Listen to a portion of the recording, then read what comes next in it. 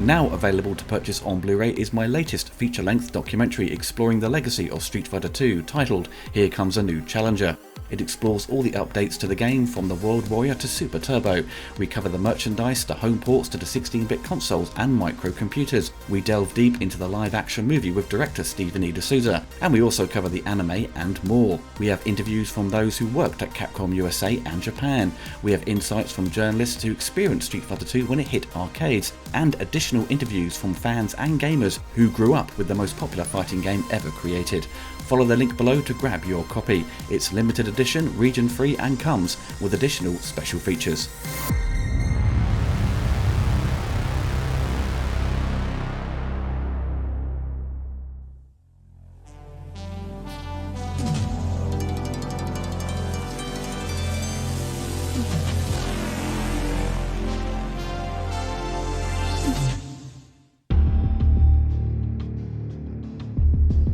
Now out in cinemas is the latest Ninja Turtles movie in the franchise, Mutant Mayhem, which reboots the series, costing in the region of around $80 million.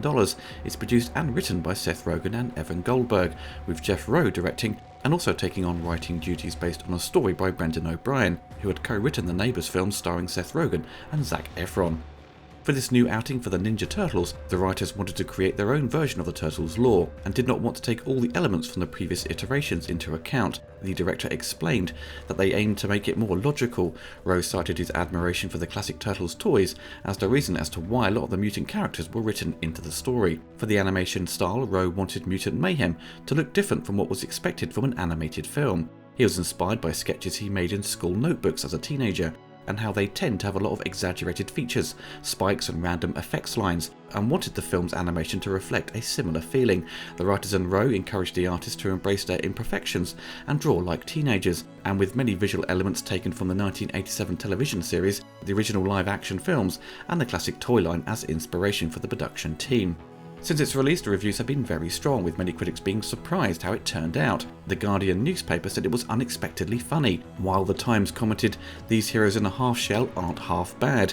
Empire magazine awarded it 4 out of 5 stars, saying inventively animated, giddily funny, and a surprisingly authentic take on the outsider experience. It is virtually impossible not to be charmed by these reptilian bros. Most critics on average gave it 3 to 4 out of 5. Many said it had exceeded their low expectations.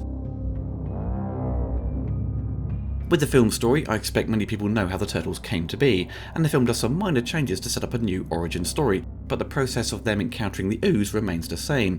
The 4 Turtles spend their time running errands for Splinter, getting food and supplies. The Turtles long for friends and want to be accepted, but they are told to fear humans from Splinter's bad experiences with them in the past. During one of their supply runs, the Turtles accidentally get the attention of a teenage girl named April, whose moped gets stolen, and they decide to jump into action and defeat the gang to get it back. April is an aspiring journalist and wants to know more about the Turtles, but also needs help finding out more info on a criminal named Superfly, who has been stealing experimental and secret technology. With the help from the Turtles, April can write an article on Superfly and get the Turtles accepted by the public, if they can find out who Superfly is and his master plan.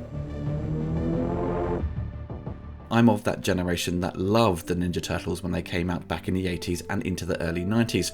Growing up on He-Man as a child, I moved on to Ninja Turtles, or Hero Turtles, as they were known at the time in the UK. And like many others, I obsessed over the cartoon and wanted all the toys. I still remember back in the day you could only buy 1 turtle figure per customer at Toys R Us, as the stock was so limited. They had no turtles, so I had to make do with the foot soldier. But I eventually got all of the main lineup.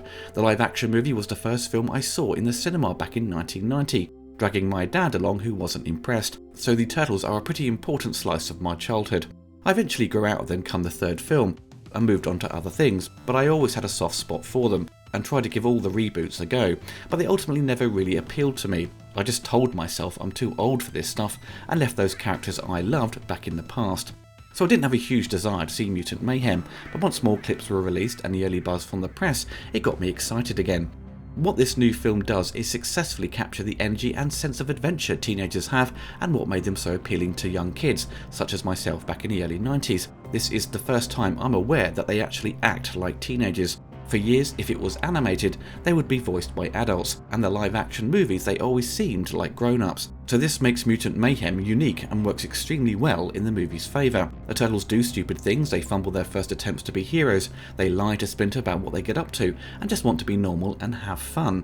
When it comes to Seth Rogen and Evan Goldberg productions, comedy is the main focus, and Mutant Mayhem delivers the goods in that area.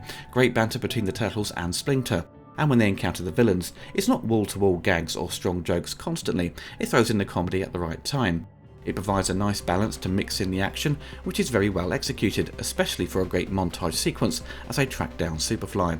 But once the Turtles figure out what they need to do to save the city, it does fall into familiar territory, destroy a big thing in the city at the end, so it falls into that traditional structure of what we find in the majority of superhero flicks, and the script doesn't try to do anything ambitious. Things are played out in a very straightforward, easy to watch manner. But saying that, the rest of the film does something new with them, and I can forgive the writers for having to go down that familiar road for the final act.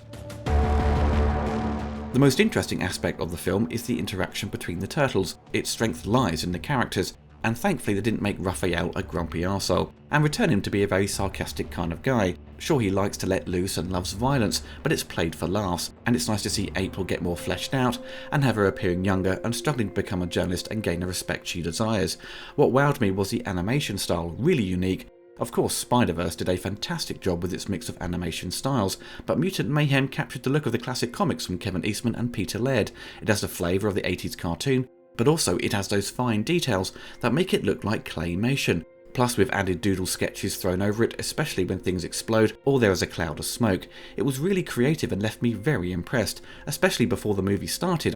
I saw a trailer for a new Illumination film called Migration, which looks like every other film the production company has produced, with 95% of these Hollywood animated features all appearing very similar, with their same cutesy art style. Disney and Pixar stuff, for example, always follow a similar path with their art design. It's refreshing to see artists do something new, especially for the Ninja Turtles. The care and attention devoted to this new approach is top-notch. The score by Trent Reznor and Atticus Ross go with an interesting approach with a mix of many styles. You have this industrial electronic sound that borders on sounding like classic John Carpenter's scores from the 80s. There's even 8-bit video game sounding music for a section of the film. You have a soft piano theme played out for the flashbacks. It seems like they're trying to capture the different types of music for each generation of Turtles fan, with licensed hip-hop songs thrown in for good measure, and it all seems to gel really well. There isn't a prominent theme for the Turtles, like the cartoon or the 1990 movie and its sequel, which is a bit of a shame, but a good solid score nonetheless. If you grew up on the Ninja Turtles, you should really enjoy this, and if you have kids, it's the perfect movie to take them along to. It's PG rated, so it's played very safe, but there is plenty in it for kids and adults to enjoy. It has a superb voice cast, Ice Cube does a great job, and Jackie Chan probably delivers his best performance in years for a Western film as Splinter.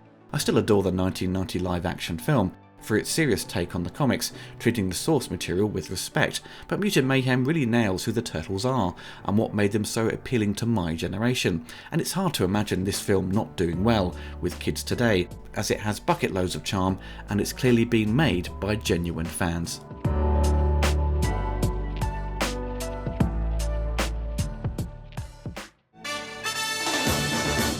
If you enjoyed the video, don't forget to hit the like button and click the bell to be notified of my latest retrospectives and reviews. Big thanks to my patrons for supporting the channel.